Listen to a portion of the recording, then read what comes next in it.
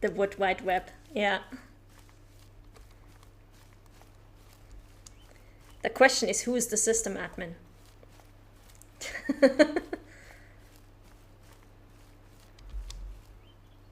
Who do you call when the stupid root Wi-Fi isn't working? Are there scam messages on the Wood Wide Web, and what would they be about?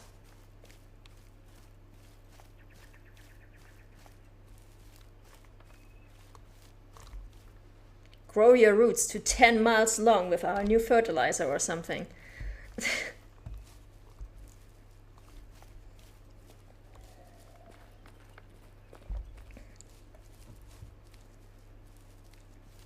Sapling enlargements, exactly.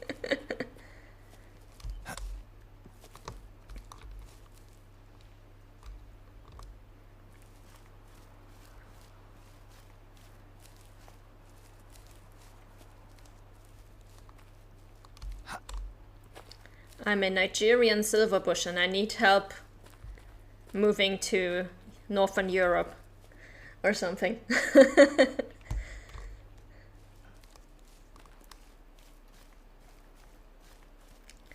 Would you like to invest in amber?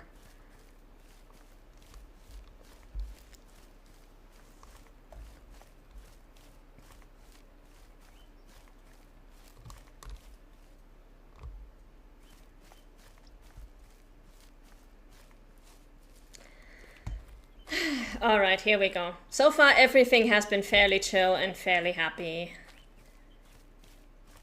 And then we get to this one.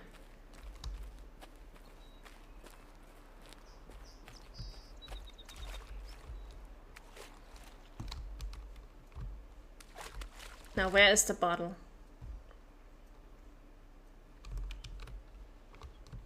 We need to find a bottle that is connected to this. There it is. The Last Supper. Another piece from the House of Horrors. The perpetrator invited his victims to dine with him before he... Whispers of Lintukoto. What? I know this table. How did this get here? How did Atori...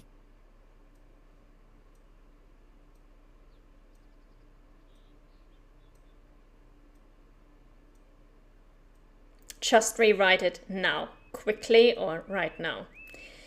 All of these are kind of fucked up, so I'm just gonna go with the first one.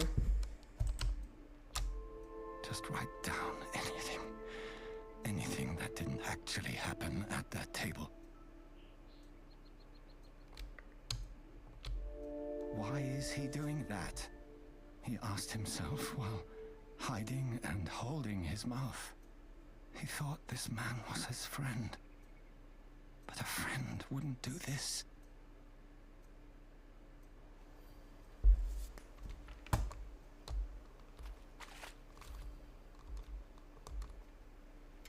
Yeah.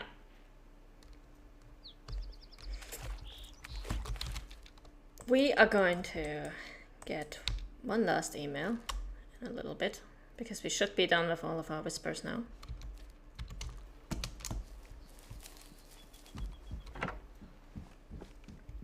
Every single one of these is subtle horror. Like, every single option that we choose there is kind of messed up. Do we already have the email? Yes, we do. I know why you don't like to speak. And it's not because your father took you hunting and you wouldn't shut up. Even if you wished it to be that way.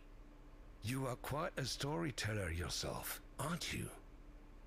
Look at all those whispers of Lintukoto you wrote. I think you have potential. You see, everyone thinks that I can't keep a secret. I spread those rumors about you, so they don't figure out the truth. I know you don't like people talking to you about it. I wish you good luck with this job. It's so boring, you can't help but make up some rumors after a while. Or search for them online. That's how I found out about you while stalking the new warden. people here are good. You have nothing to worry about. You'll fit right in with the grief. Arturi. So yeah, basically if you explore all of the options in... It's never explicitly stated what happened, but if you explore all of the options in that in that one whisper, what appears to have happened is that when Mikhail, our player character, was a kid, he met a guy that he thought was a friend, a grown man that he thought was a friend, invited him over for dinner, and then said friend proceeded to murder his entire family while he was hiding under the bed. So, yeah. That's why he is so tripped out by that table. Okay, when do Rodia drink? Seven? Ooh, okay. I'll go with 7. And that's why Artery said you fit right in with the grief. Now, let's get this last Rodia. This one right here has a drinking zone. It has one drinking zone over here, and I did not look up which one is the often drinking zone, and one drinking zone up here. But either way, it should be fairly quick to get to.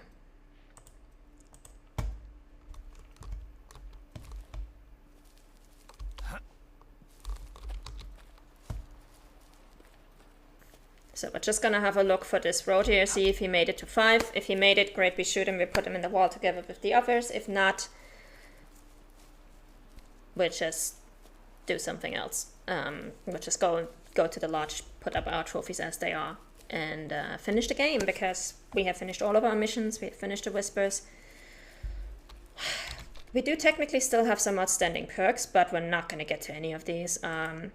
This one, if we worked on it for a little longer, would be fairly easy to do. This one, if we went a bit more exploring, would be easy to do. This one, we just have to fall off a great height or drown ourselves in a river 2 times. But definitely not getting the crawling perks. So we managed to get most perks full. We managed to do all of the missions. We managed to find all of the collectibles. And I think we've got some nice lodges. So not very lucky with the rares, but that's just how this game usually goes for me. I'm never very lucky with the rares. So I am not surprised by this at all. I would have honestly been more surprised if we had had any luck with the rares.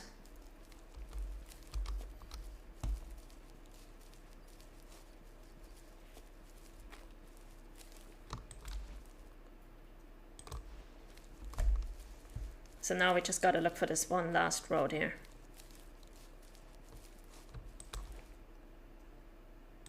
I think it's great that we're ending on a road here, because I like road here. There are road here where I live. They're very beautiful creatures.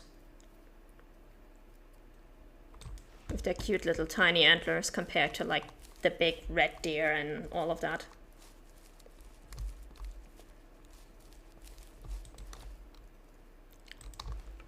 So I think a quick road deer check is a good note to end on.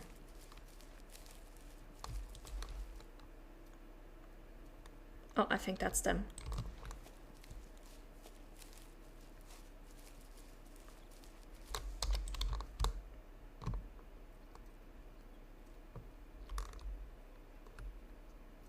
Yeah, 4 deer. That's the herd that we were looking at.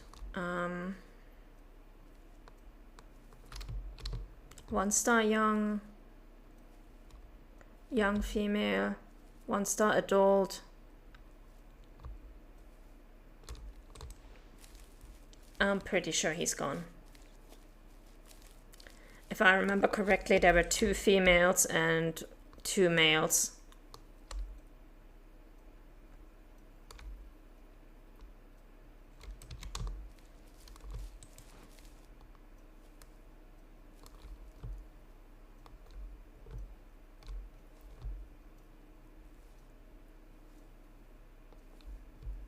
Yeah.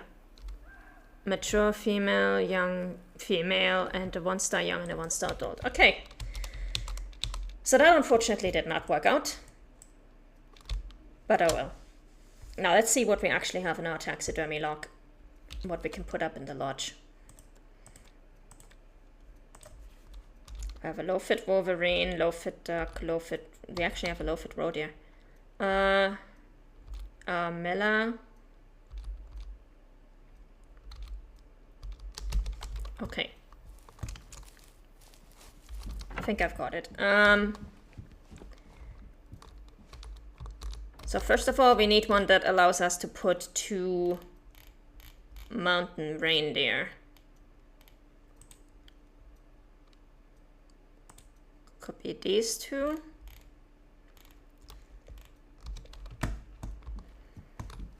I don't want to put him over here. I want him in a nice prominent spot.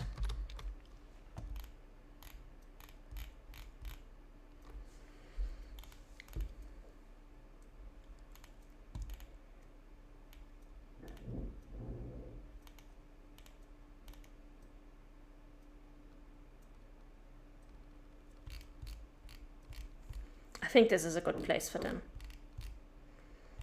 We're gonna take...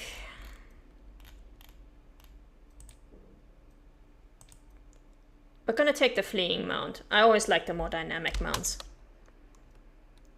Gonna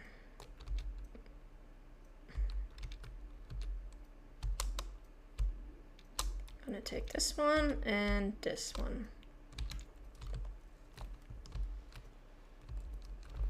Nice.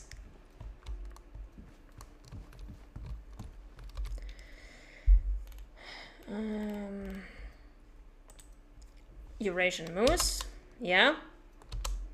Let's put the big boy here.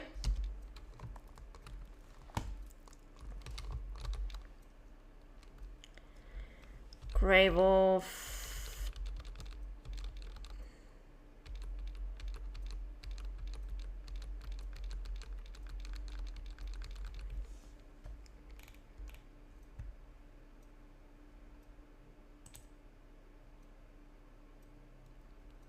Northern lynx attacking a fleeing pheasant. We do have a high quality pheasant and we do have a high quality lynx, so let's go with that.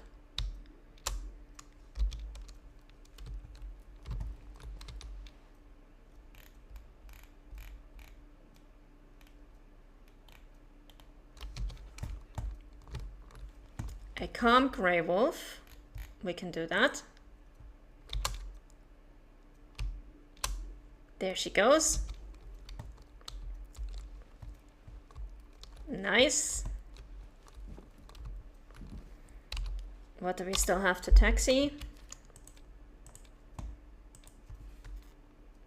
Low-fit roe deer, low-fit duck, and low-fit wolverine. What can we put up here?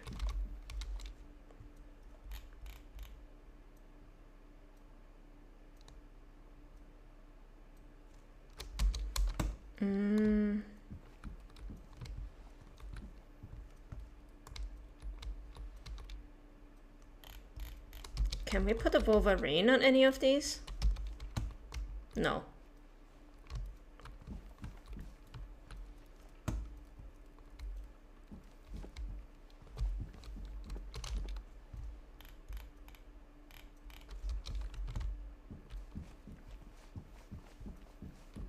Where can we put a wolverine?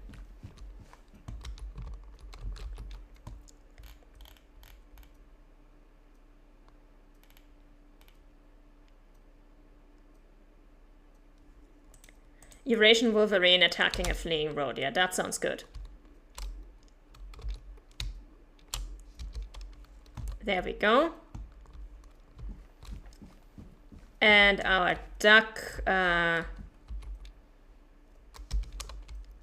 is going on the table, on the bar. There we go. Oh, wait. There we go. That should be all of our animals. Yes. So we've got our low-fit wolverine attacking the low-fit roe deer. We've got our piebald and albino reindeer. Our low-fit duck. Our mela wolf. 5-star moose. And 5-star lynx and pheasant. And that is it. So that's it for Way of the Hunter. We have explored all the maps, we've done all the tasks, we've collected all the collectibles, we have taxidermied a whole lot of animals, we have done most of the perks. Thank you, my guardian. It's been 63 streams, so something like 190 hours. It's taken almost 200 hours to get through this entire game. That's a long time. So now, let me actually bring up my list of games.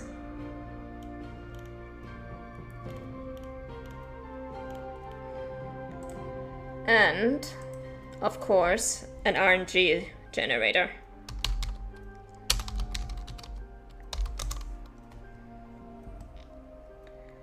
Alright. I'm gonna bring this over here and I'm actually gonna turn off the game.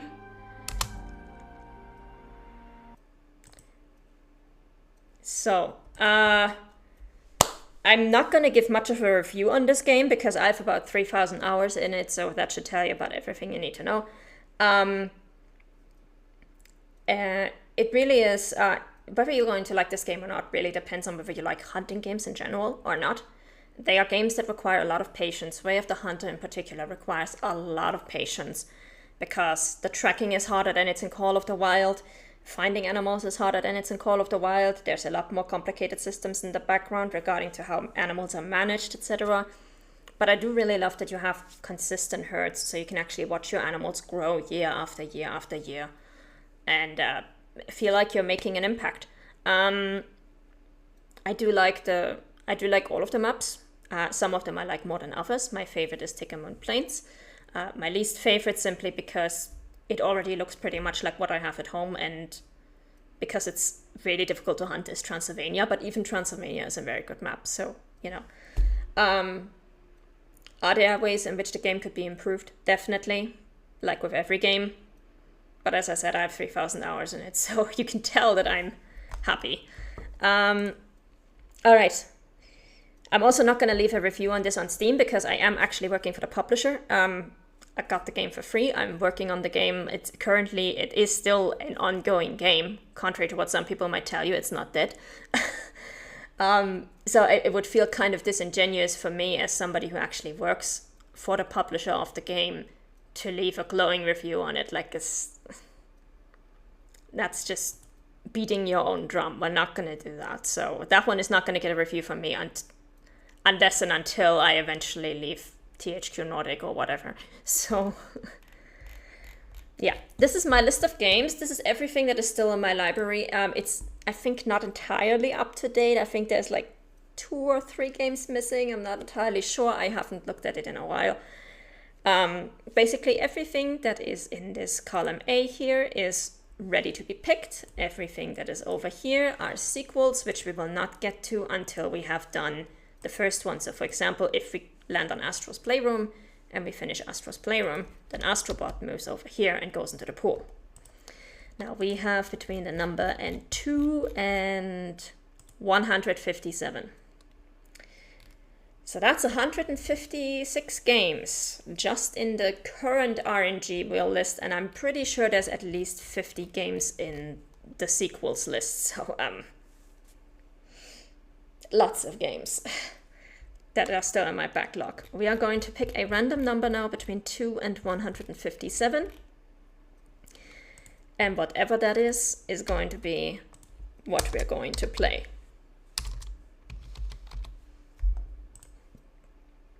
83.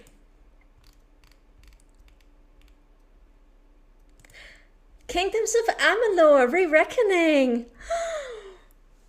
Oh, I am excited. I am really excited. I really am. That is so good.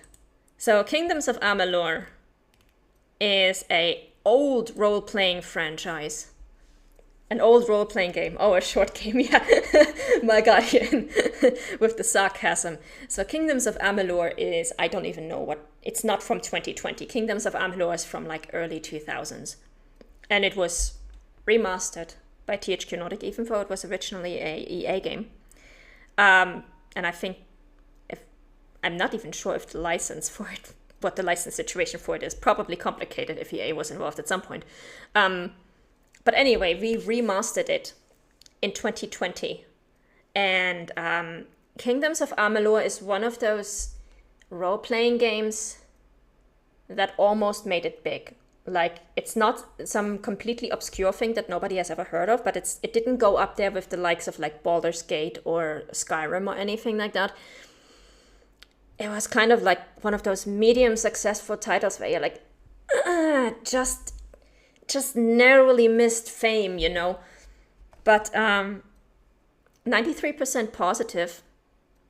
Kaiko was involved. I know apparently there was a lot to rework. Kaiko, they are really, really good at this kind of stuff. I have seen some modders for the game say that the original code base is basically spaghetti code. So the fact that Kaiko managed to put it into a workable state is amazing. I have never played Kingdoms of Amalur, but I remember my mom playing the original. And I remember seeing part of it. So this is going to be really interesting. I'm really looking forward to this. I hope it will run well on my PC. I'm going to have to ask some of my moderators, some of our THQ Nordic moderators who have actually played this and who are moderating the server, if there's anything I need to know about it in terms of like tech issues or potential progress blocking bugs before I start it, because again, the code base is essentially spaghetti code. But I am super excited to play this, guys. I can't wait. It's going to be great. This is going to be our game for next Saturday. It's going to be awesome. I haven't played it, but there's no chance of me doing it the same as Witcher 1 right now. Yeah, probably not. Yeah, we'll see how it goes. I'm definitely going to install it over the week. I'm going to run it, see if it actually boots up, etc. If I need to like install any patches or something. And then, like I said, I'm going to ask our moderators if there's anything I need to watch out for. But I'm really excited to play this. Can't wait. Anyway, thank you guys for joining me today. I hope you had some fun. I hope to see you guys again next Saturday at 7 p.m. Vienna time for Kingdoms of Amalur: Re-Reckoning. I actually, Guardian, can you look up how long it takes and how long to beat before you leave? Just so that I know what I'm getting myself into, because I think it's a very long game. Actually, let me just look it up myself. This could take a while. How long to beat Kingdoms of Amalur: Re-Reckoning?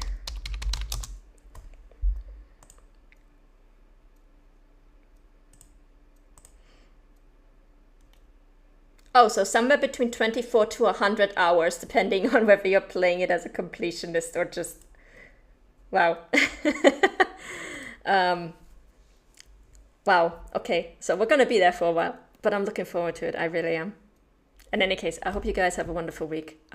Take care, stay safe, and see you around. Bye-bye.